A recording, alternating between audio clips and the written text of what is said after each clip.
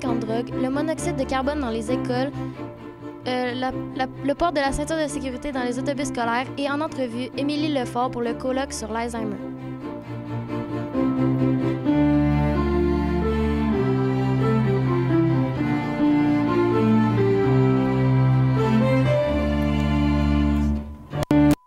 Bienvenue à la 3e édition du Bulletin de nouvelles de la salle de nouvelles. Un ex-policier s'est fait arrêter le 15 janvier dernier à Repentigny pour trafic de drogue. Lily Métaillé, Amélie Normand et Félix Lévesque se questionnent sur la sécurité du public en lien avec la police. Un rôle principal, protéger et servir. Est-ce vraiment le cas? Un ex-policier du nom de Carl Ranger avait 41 ans, donc 13 ans de service dans la police, avant de se faire arrêter le 15 janvier 2019 à Repentigny pour trafic de stupéfiants avec les Hells. Tout a commencé par la rencontre de la taupe par un échange de dossiers juridiques contre 6 000 $. De plus, le policier a avoué le 10 février dernier qu'il avait effectué une livraison de 10 000 comprimés de speed qui lui a rapporté 1 000 $ et une autre de 10 000 $ entre Lachenay et Boucherville, dont un minimum de 10 000 comprimés de méthamphétamine. Nous avons demandé l'avis de Jacinthe Cloutier au niveau juridique pour en apprendre davantage sur la sanction. De plus, nous avons aussi demandé au policier son point de vue par rapport à la situation. D'après le système judiciaire, est-ce que c'est juste de donner seulement 18 mois de prison à ce policier? Un critère, premièrement, quel type de trafic il a fait, quel type de drogue, le fait qu'il soit un policier. Donc, somme toute, on peut sembler que c'est assez léger. Mais pour les méthamphétamines, le trafic annexe 1, ça peut aller jusqu'à perpétuité. C'est plus facile pour une police d'accéder au crime organisé? Que versus un citoyen normal, oui. Risqué de faire des choses comme ça, parce qu'un policier sait encore plus c'est quoi les impacts s'il enfreint la loi. Oui. Personne n'est intéressé à faire ça, à moins qu'il y ait des raisons qu'on ne connaît pas. Tu sais, comme ce qui est arrivé à Repentigny, c'est des choses qu'on ne connaît pas, on ne sait pas ce qu'il y a tout en dessous de ça. Est-ce que nous serons toujours en sécurité avec la police de nos jours, comme le cas de Carl? C'était Lily Métaillé Et Félix Lévesque, en direct de la salle des nouvelles, à l'école secondaire de la Montée. L'école primaire de Marguerite Bourgeois à Montréal, 43 élèves et 8 adultes ont été intoxiqués au monoxyde de carbone en raison des émanations du système de chauffage. Mathis Comine, Mathis Bray ainsi que Tommy Boulian se sont informés sur les conséquences que pourrait avoir une exposition de cette nature à l'école secondaire de la Montée. En effet, Jessica, le monoxyde de carbone est très dangereux pour la santé. Nous avons pu savoir comment détecter ce gaz incolore et inodore avec l'aide de Pierre Rousseau. Ici, il y a un détecteur de monoxyde de carbone. Il y a un genre de filtre à l'intérieur qui permet de détecter si la quantité de monoxyde augmente ou si ça demeure dans les normes standards. Pierre Rousseau va aussi nous indiquer comment cela peut nous avertir en cas de niveau trop élevé de monoxyde de carbone. Petit voyant vert qui nous permet de savoir que tout est sécuritaire. Et si à un moment donné, pour une raison quelconque, la quantité de monoxyde dans le local ou les locaux environnants augmente, la lumière rouge, le voyant rouge va s'allumer et une sirène va retentir pour nous aviser qu'il y a un problème avec la quantité de monoxyde de carbone présent dedans l'école. Ce gaz peut provoquer les symptômes suivants: la fatigue, des nausées, maux de tête, étourdissement ou évanouissement, vomissement. Pour conclure, nous espérons que ce problème ne se reproduira pas. C'était Mathis Comine, Tommy Boulian et Mathis Bray en direct de la salle des nouvelles. De nos jours, la sécurité prend une plus grande place à un tel point qu'aujourd'hui, skier avec un casque est presque devenu obligatoire et l'alcool au volant est traité un acte criminel. Alors, on peut se demander pourquoi il n'y a toujours pas de ceinture de sécurité dans les autobus scolaires. Vallière, Louis-Félix Côté et Daniel Junior Morin se sont informés sur le sujet. Le 21 janvier, à Montréal, le ministre des Transports, Marc Garneau, a discuté avec ses homologues des provinces sur la question suivante. Faut-il porter des ceintures de sécurité dans les autobus scolaires? Gaétan Dionne, un chauffeur d'autobus scolaire pour la CSRS, nous a donné son opinion sur le port de la ceinture de sécurité dans celle-ci. Son opinion était positive, par contre, il y aurait certains problèmes de gestion. Nous avons donc interrogé Jacinthe Cloutier, professeur en droit à l'école secondaire de la Montée. Point de vue personnel, c'est sûr qu'on peut penser que c'est une bonne chose, que d'apporter le plus de sécurité possible, mais si on regarde l'historique des décisions et du fait qu'il n'y a pas de loi, il y a de bonnes raisons pour ne pas en avoir mis, je crois. Selon certaines études, ça pourrait être plus dangereux d'avoir des ceintures de sécurité dans les autobus scolaires. Donc, la ceinture à 2 attaches pourrait causer, abdominale ici, pourrait causer plus de dommages. On représente les accidents de la route en 1995, puis on remarque que les autobus ont beaucoup moins d'accidents mortels et impliquant des blessés que toutes les autres sortes de véhicules, puis de plus, il n'y avait pas de ceinture de sécurité. Les chauffeurs protègent leurs passagers par la compartimentalisation, une technique qui comprend des sièges à haut dossier, des sièges à rembourrure dissipatrice d'énergie, des sièges rapprochés de façon à créer des compartiments et des sièges à ancrage robuste. Selon les travaux de recherche effectués, il y a plus de risques que l'enfant se blesse avec une ceinture abdominale parce que son torse serait projeté à l'avant et sa tête dans le banc. C'était Julien Vallière, Daniel Junior Morin et Louis-Félix Côté dans le cadre de la salle des nouvelles.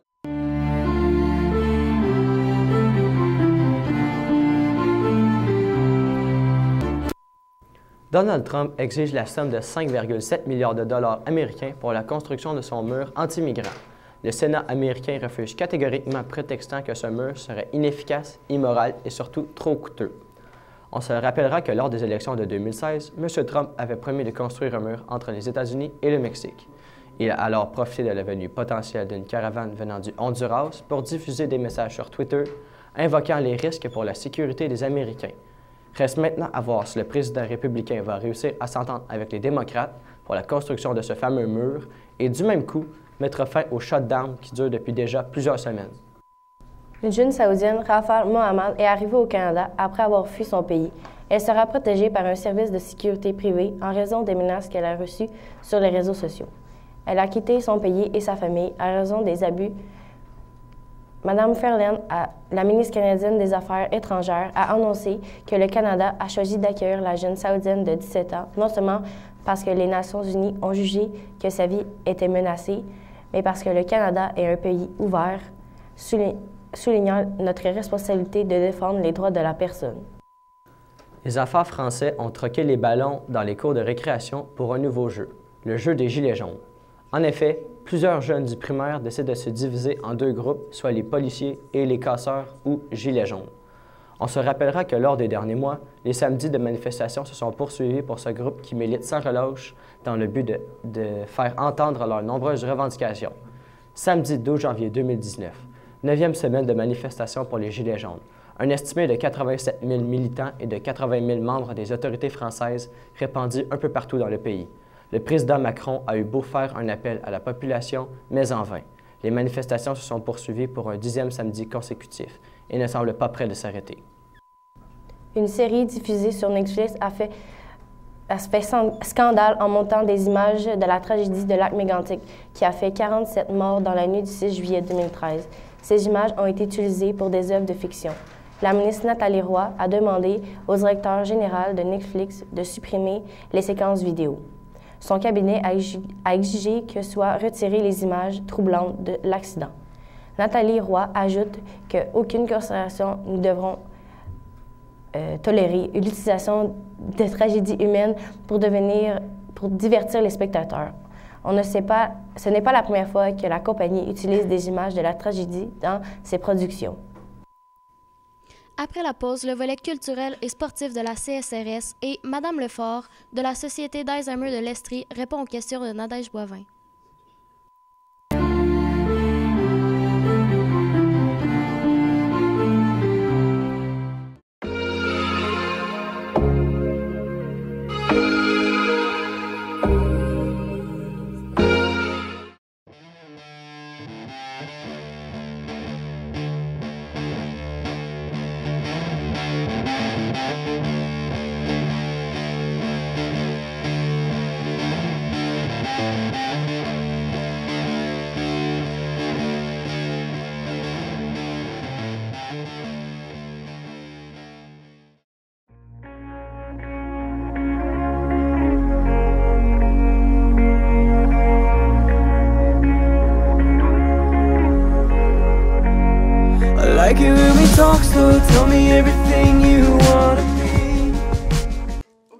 en 2011, 36% des victimes d'infractions sexuelles rapportées à la police sont des adultes, alors qu'au Canada, en 2007, c'est 42% des infractions sexuelles qui ont été commises envers des adultes de 18 ans et plus.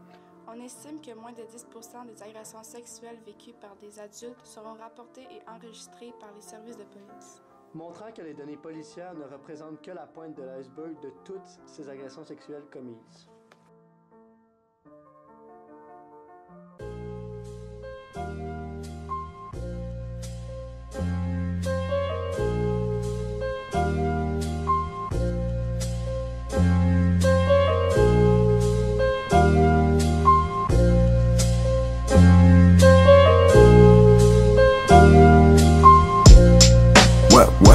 Word to the wise, word to the wise. Never trust the girls advice, never trust the girls advice. They all lies, all lies. She think you handsome, but in reality she on. Chaque jour, des actes de violence conjugale sont posés contre des femmes et des enfants. Une femme sur 3 avoue avoir été victime de violences conjugales. Et une femme meurt à tous les 3 jours due à ces violences. Demandez de l'aide. Trouvez de l'aide. Ne restez pas dans l'ombre. Ne laissez pas les agresseurs se dévouler sur vous. N'hésitez pas à en parler. Des vies violées, des destins volés.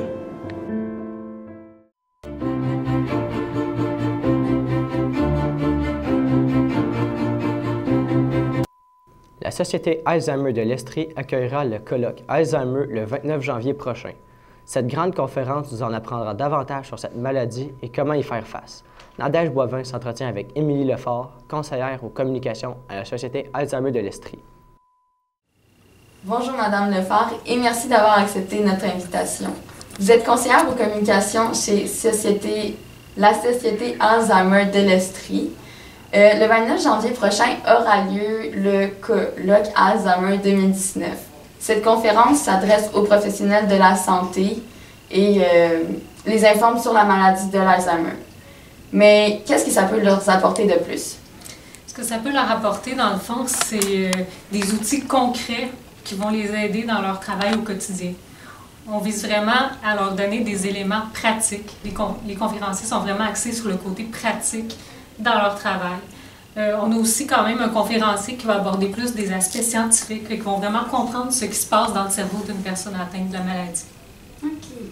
Et cette maladie peut parfois être très complexe. Est-ce que c'est la première fois que la Société Alzheimer de l'Estrie organise cette grande conférence? Non, en fait, c'est la 2e année qu'on organise ce colloque-là. La première année, on avait eu plus de 150 personnes. Les gens ont vraiment apprécié le colloque. C'est ce qu'ils nous ont dit lors du sondage réalisé après l'événement. Donc, on a décidé de faire une 2e édition. Puis, encore une fois, cette année, on a plus de 150 personnes inscrites. Et on a parlé du colloque, mais à part cet événement, est-ce que vous organisez d'autres activités? On organise beaucoup d'activités, soit des activités pour les proches aidants et des activités pour les personnes atteintes de la maladie. On a des services ici, des rencontres individuelles et des groupes de soutien pour les proches aidants. On offre aussi le centre d'activité de ressourcement Le Colibri. Les personnes atteintes de la maladie peuvent venir une journée par semaine réaliser des activités cognitives, des activités plus d'activités physiques et des activités créatives. On organise aussi tout au long de l'année des conférences qui sont ouvertes au grand public. Eh bien, merci. C'était Madame Lefort. Je vous rappelle qu'elle est conseillère aux communications chez la Société Alzheimer de l'Estrie.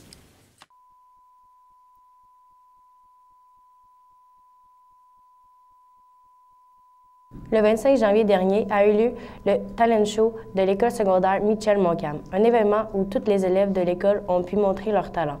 Le spectacle s'est déroulé sur la scène Bernard Bonneau au pavillon Montcalm. Alison Rindeau-Lahaye, Gaëlle Lacrocoté et Joshua Poulain nous rapportent l'événement. Récemment, il y a 3 jours, a eu lieu le spectacle de Talent Show de l'école Michel Montcalm. En général, des spectacles musicaux et de magie. Déjà depuis novembre que les élèves se préparent à montrer leur talent. Le spectacle s'est déroulé sur la scène Bernard Bonneau à cette même école. Quand même. Puis c'est comment que tu es venu de créer ce spectacle-là? En fait, ça a été une demande des élèves. Tu sais, nous, à Montcalm, on est une école de musique. Hein? Et puis, il y avait des élèves qui disaient hey, ça serait le fun de faire un spectacle et on pourrait ramasser des sous. Ce qui fait que les jeunes ont trouvé ça vraiment hyper intéressant. Alors, on a continué le projet à chaque année. Donc, à chaque année, il y a des auditions. Les élèves sont choisis. On prend toujours les meilleurs. C'est depuis combien de temps le spectacle qui existe? Depuis combien de temps le spectacle existe? Ça, je te dirais, écoute, d'après moi, là, 18 ans. Ah oui? Oui, ça fait aussi longtemps que ça. Il y a des auditions, mais c'est comment que ça marche exactement pour rentrer dans un spectacle? En fait, la manière que ça fonctionne, c'est simple parce que moi, je fais des inscriptions pour les auditions. Alors, qui veut s'inscrire, s'inscrit. Et puis, donc, ils s'inscrivent à peu près, je te dirais, à la mi-octobre. Mais moi, dès la première journée d'école, dès la rentrée scolaire, mes affiches sont déjà posées. Fait que là, les jeunes, ah oui, c'est vrai, c'est le talent show. Et puis, ils s'inscrivent. Ça leur donne un autre mois pour se pratiquer, déterminer quelles chansons qu'ils vont présenter. Les bands, eux autres, c'est quel groupe rock ou peu importe. Ouais. Et à ce moment-là, nous, à la planif dans le fond, c'est la planif de novembre, à toutes les... Ici Alicienne Rien-Dolaye, Gaëlle Lacroix-Côté et Joshua Poulain en salle des nouvelles. Beaucoup d'amateurs de sport montréalais adoreraient voir une équipe de la NBA dans leur propre ville. Cédric Olivier Mendez et Étienne Dion se penchent sur cette demande. Le sport à Montréal a toujours joué un rôle important dans l'histoire de la ville. Montréal est bien connu pour être la résidence des Canadiens de Montréal de la Ligue nationale de hockey et l'équipe sportive professionnelle montréalaise avec la plus longue existence dans l'une des ligues majeures de sport professionnel du Canada et des États-Unis. Depuis 4 ans, le basket ne cesse de prendre de l'ampleur partout en province. Aujourd'hui, un trio d'hommes d'affaires souhaite amener la NBA à Montréal. Avoir une équipe de la NBA à Montréal est-il un projet réalisable? Une équipe de basketball à Montréal causerait du tort aux Canadiens parce qu'ils devraient se séparer le Centre Bell. Par contre, la clientèle ne serait pas un problème car beaucoup de personnes ont réagi positivement au fait d'avoir une équipe. Le directeur de la NBA a annoncé qu'il n'était pas prêt de subir une expansion pour le moment. Il faut savoir que tenir une équipe de basket à Montréal viendra avec certains coûts, approximativement 2 milliards de dollars. De 2015 à aujourd'hui, le trio d'hommes d'affaires Michel Leblanc, Kevin Gilmore et Michael Fortier se battent pour avoir une équipe à Montréal. Reste à voir pour les années futures si Montréal aura les prérequis nécessaires pour accueillir une équipe de basketball. C'était Étienne Dion, Cédric Olivier Mendez en direct de la salle des nouvelles. 2019 déjà bien entamé, Juliane Bilodeau et Cassandra Dubé-Ruel de la salle de nouvelles ont voulu connaître les résolutions des élèves de l'école secondaire de La Montée, Pavillon. En fait, là, je savais pas skier. La montagne était tellement belle, il y avait feu de neige. En plus, il n'y avait personne. J'étais chanceuse, j'avais la montagne à moi tout seul, on aurait dit. Coudon, tu m'écoutes-tu? Excuse, j'ai pas eu beaucoup d'heures de série cette nuit, je devrais dormir plus. Là. Ça devrait être ta résolution pour 2019, ça. Pas fou. Puis toi, c'est quoi ta résolution? Je sais pas, je pense que j'aimerais ça faire. Plus de sport. Suite à l'arrivée du Nouvel An, nous avons demandé aux élèves de l'école secondaire de La Montée quelles sont leurs résolutions pour 2019. Dans le fond, nous, on voulait savoir c'était quoi tes résolutions pour 2019. Mes résolutions 2019, me rendre en secondaire 5 pour commencer, pas refaire mon secondaire 4, puis passer une belle année. Avoir des bonnes notes et faire que Robert soit plus fier de moi. Dans le fond, c'est être admise au cégep de Sherbrooke, puis dans le fond, réussir à être entouré des gens que j'aime. C'est pas mal ça. Prendre du poids. Parfait. En ce moment, manger ce raisin. Moi, ma résolution pour l'année 2019, c'est de trouver une résolution pour l'année 2020. Avoir des gros bras. Okay. Ben, ça va être surtout de faire plus d'activité physique, là, de me remettre en forme, puis c'est pas mal ça. La résolution, c'est étudier plus. Ben, passer mon anglais, ça serait bien nice. Ben, c'est juste travailler plus fort. On a mis un note en maths parce que je suis vraiment pas très bon. C'est pas mal ça. Dunker. Pour conclure, nous espérons que tous les élèves atteindront leurs objectifs pour 2019. C'était Juliane Bilodeau et Cassandra Dubé-Ruel en direct de la salle des nouvelles. C'est tout pour notre premier bulletin de la salle de nouvelles de l'année 2019. À la réalisation, Pierre-Anthony Fortier et Rebecca Dufresne. Vos lecteurs, Jessica Rochefort et moi-même, Zachary Bauduc-Giguère. Le bulletin de nouvelles est une exclusivité de l'école secondaire de La Montée. Merci pour votre écoute et ne manquez pas nos prochaines éditions.